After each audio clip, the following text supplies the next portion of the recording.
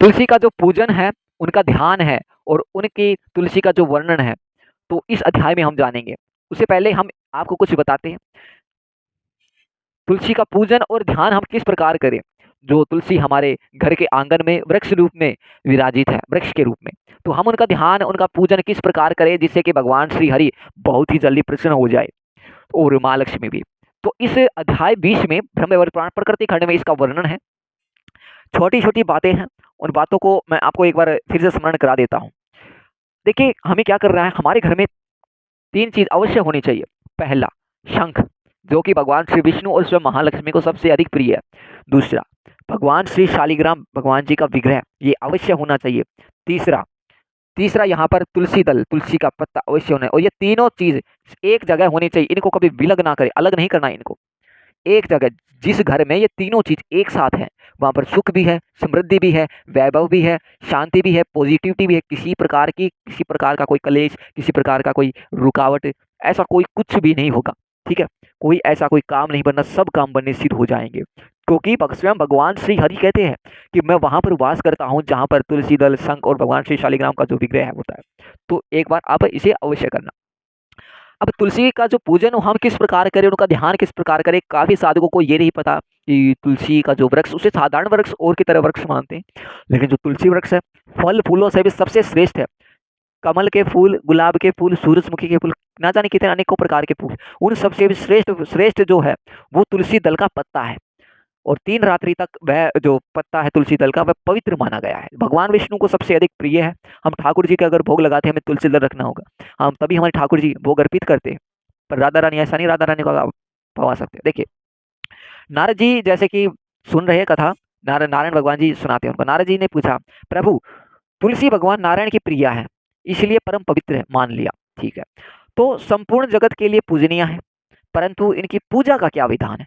भाई, तुलसी जो है भगवान श्री विष्णु को सबसे अधिक प्रिय है, उनकी प्रिया है, उनकी पत्नी है, सबसे अधिक प्रिय है। लेकिन उनकी जो पूजा का विधान है, वो क्या है? इसका हमें बताओ। तो इनकी स्तुति के लिए, क्योंकि हमने जो आगे हमने कहा, जो गंगा स्रोत, पृथ्वी स्रोत, तो अलग-अलग प्रकार के जो स्रोत हैं, उनका हमने गायन किया पिछले अध्यायों में। तो उसी का यहाँ पर क्या कोई ऐसा स्रोत है, तुलसी का स्रोत? तो भगवान क्या कहते हैं इसके बारे में कि यह मैंने अभी तक नहीं सुना है। नारद कह रहे हैं कि यह मैंने अभी तक नहीं सुना है। मुझे किस मंत्र से उनकी पूजा होनी चाहिए? सबसे पहले किसने तुलसी की स्तुति की? किसने पूजा की सबसे पहले? तुलसी। किस कारण से वह आपके लिए पूजनीय हो गई? और ये सब जो बातें हैं आप मुझे बताइए। सारी जो बातें ना नारद जी पूछते हैं। तो यहाँ पर जो सूजी भगवान ये कहते हैं सोनक जी से कि नारद जी की जब ये बात सुनी तो भगवान श्री नारायण का जो मुखमंडल प्रसन्नता से खिल उठा। उन्हीं पापों का जो ध्वंस करने वाली परम पुण्यमयी प्राचीन और कथा कहनी आरंभ की। बड़ी सुंदर कथा आरंभ की भगवान श्री विष्णु ने। भगवान नारायण बोले, मुने भगवान श्री हरि तुलसी को पाकर उसके और लक्ष्मी के साथ आनंद करने लगे। उन्होंने तुलसी का भी गौरव और सौभाग्य लक्ष्मी के समान बना दिया। लक्ष्मी और गंगा ने तो तुलसी के नव संगम सौभाग्य और गौरव को सह लिया, किंतु सरस्वती क्रोध के कारण यह सब सहन न कर सकी। अब सरस्वती के द्वारा अपना अपमान होने से तुलसी अंतर ध्यान हो जाती है और ज्ञान संपन्ना देवी तुलसी सिद्ध योगिनी और सर्वेश्वरी थी। अतः उन्होंने श्री हरि की आंखों से अपने को सर्वत्र ओझल कर लिया। भगवान ने उसे न देखकर सरस्वती को समझाया और उससे आज्ञा लेकर वे तुलसी वन में गए। तो यहाँ पर इसमें भगवान कहते हैं, देखो, जहाँ पर तुलसी जब गई भगवान के धाम, तो लक्ष्मी के साथ बड़े आनंद के साथ रहने लगी, तो सब आराम से रहने लगे। लेकिन यहाँ पर जो सरस्वती थी, वो सह ना कर सकी। सरस्वती क्रोध का कारण, यह सब सहन ना की हुआ और सरस्वती के द्वारा वह अपना अपमान होने से तुलसी एवं अंतर्ध्यान हो चली जाती कि अब मेरे को जाना चाहिए। तो भगवान हरि उसे बहुत समझाते हैं, सरस्वती को। उसे आज्ञा लेकर उस वे तुलसीवन चले जाते हैं। लक्ष्मी बीज, श्री माया बीज, हिम काम्बोज कली और वाणी बीज एम, इन बीजों को पूर्व में उच्चारण करके वृंदावन ने इस शब्द के अंत में डे विभक्ति लगाई और अंत में वहीं जाया स्वाहा का प्रयोग करके श्री हीम कली एम वृंदावन स्वाहा, जो इस प्रकार का जो दशाक्षर मंत्र का है, वह उच्चारण किया। तो नारद से कहते हैं कि यह मंत्रराज कल्पत्रु है, जो इस मंत्र का उच्चारण करता है वह विधिपूर्वक तुलसी की पूजा करता है। तो ध्यान दो, ध्यान देने योग्य विशेष बात है कि जब भी आप तुलसी माता की जब आप पूजा करो, तो इस मंत्र को अवश्य उच्चारण कर लेना 2 बार। श्री हीम कली एम वृंदावने स्वाहा, इस मंत्र का उच्चारण करोगे तुलसी माता थी प्रसन्न होगी, भगवान श्री विष्णु भी। और जो इस मंत्र का उच्चारण करेगा, विधिपूर्वक तुलसी की पूजा करता है, उसे निश्चय संपूर्ण सिद्धियां वह प्राप्त हो जाएंगी।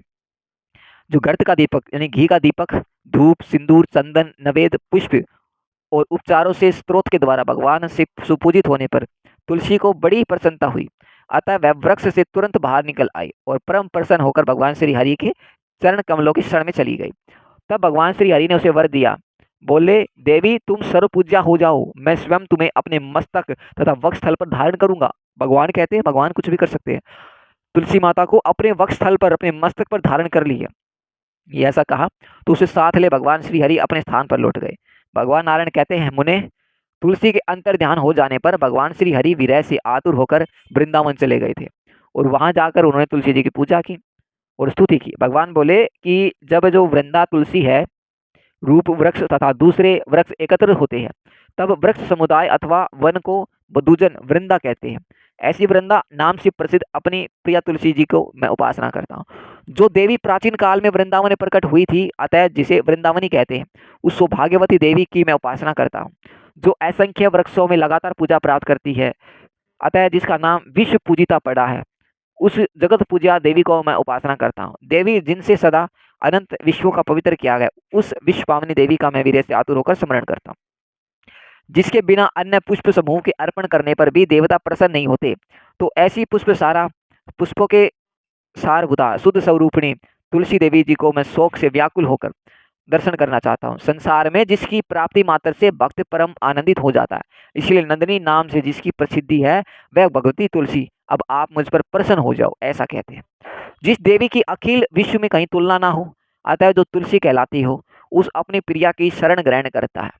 वह साध्वी तुलसी वृंदावन के रूप में भगवान श्री कृष्ण की जीवन स्वरूपा है और उनकी सदा प्रियतमा होने से कृष्ण जीवनी नाम से विख्यात है। वह देवी तुलसी मेरे जीवन की रक्षा करे। अब नारायण जी का जो उवाच है, अब इसको आप ध्यान से सुनिएगा, संस्कृत में है ये। अंत्र हरितायम तस्याम च गत्वा च तुलसी वनम हरिम संपूज्य तुष्टवाम तुलसीम विरुहातुरम।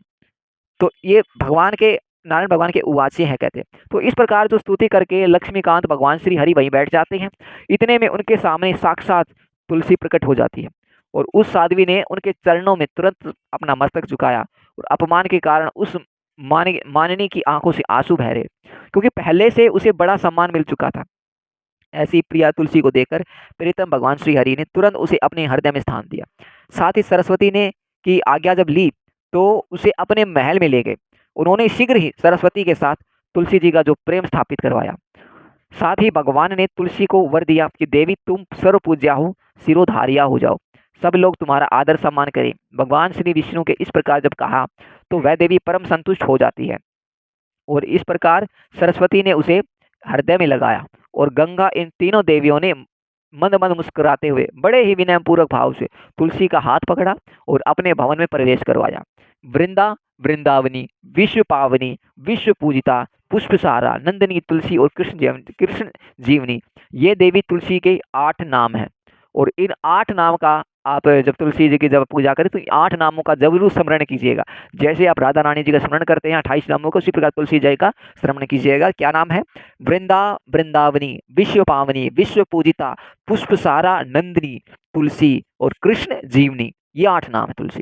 यह सार्थक नामावली स्त्रोत के रूप में परिणत है। जो पुरुष तुलसी की पूजा करके इस नामाष्टक का अगर पाठ करता है, उसे अश्वमेघ यज्ञ का जो फल प्राप्त हो जाता है। कार्तिक की पूर्णिमा तिथि को देवी तुलसी का मंगल में प्राकाट्य होता है और सर्वप्रथम भगवान श्री हरि उसकी पूजा संपन्न करते हैं। अब प्रसन्नता नारद जी कह रहे थे कि सबसे पहले तुलसी जी की पूजा किसने की? भगवान श्री हरि ने पूजा की थी, उनके 8 नाम लेकर। तो जो इस कार्तिक की पूर्णिमा के अवसर पर विश्व पावनी जो माँ तुलसी की भक्ति भाव से पूजा करता है, तो वह संपूर्ण पापों से मुक्त होकर भगवान विष्णु के लोक में चला जाता है। जो कार्तिक महीने में भगवान विष्णु को तुलसी पत्र अगर अर्पण करता है, तो वह 10,000 गोदान का फल निश्चित रूप से फल पा जाता है। इस तुलसी नामाष्टक के स्मरण मात्र से संतानहीन पुरुष पुत्रवान बन जाता है। तो इस तुलसी नामाष्टक के जो स्मरण मात्र से जो 8 जो नाम है ना, इन 8 नामों की महिमा कितनी अपार है। समस्त सिद्धियां, समस्त जो गोदान के जो जितने भी फल बताए गए वो सारे फल प्राप्त हो जाएंगे। विष्णु भगवान को जो कार्तिक मास में अर्पित करेगा तो उसको 10,000 गोदान का फल प्राप्त हो जाएगा। अगर कोई पुत्रहीन है कोई पुरुष, तो पुत्रवान बन जाएगा। इन 8 नामों का उच्चारण कर लो, सिर्फ 8 नाम। उच्चारण कर लो, सब हो जाएगा। जिसे पत्नी ना हो उसे पत्नी मिल जाती है, जिसको पत्नी ना हो उसे पत्नी मिल जाती है, तथा जो बंधुहीन व्यक्ति बहुत से बांधों को प्राप्त कर लेता है।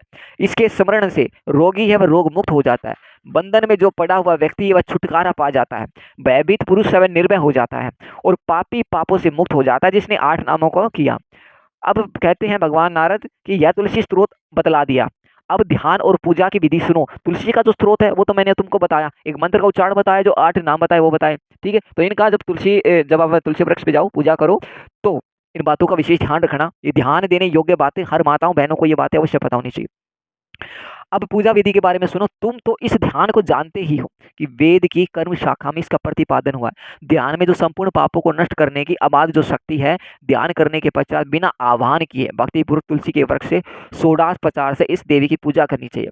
अब पूजा के बारे में बताया तो षोडश प्रचार से इस देवी की पूजा करनी चाहिए। परम साध्वी तुलसी पुष्पों में सार है, यह पूजनीय है और मनोहारिणी है, संपूर्ण पाप रूपी है, ईंधन को भस्म करने के लिए प्रज्वलित अग्नि की लपट के समान है। पुष्पों में अथवा देवियों में किसी से भी इसका तुलना नहीं हो सकती। कितने सुगंधित पुष्प हो, कितने बड़े बड़े फल लग रहे हो, स्वादिष्ट हो, तुलसी दल की तुलना नहीं हो सकती। इसलिए उन सबसे पवित्र रूपा इन देवी को तुलसी कहा गया।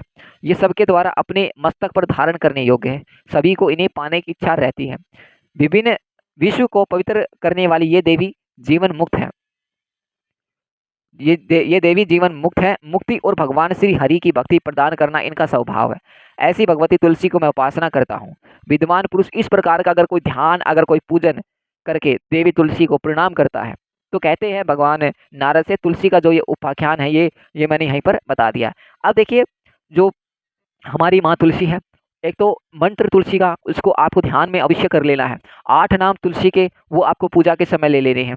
किस प्रकार हमें तुलसी माता की जो पूजा है, पूजा विधि को किस प्रकार करना है, तो जिस इस प्रकार बताया कि मुक्ति और भगवान श्री हरि भक्ति प्रदान करना इनका स्वभाव, ऐसी भगवती तुलसी की मैं उपासना, इस प्रकार की आपको उपासना करनी है।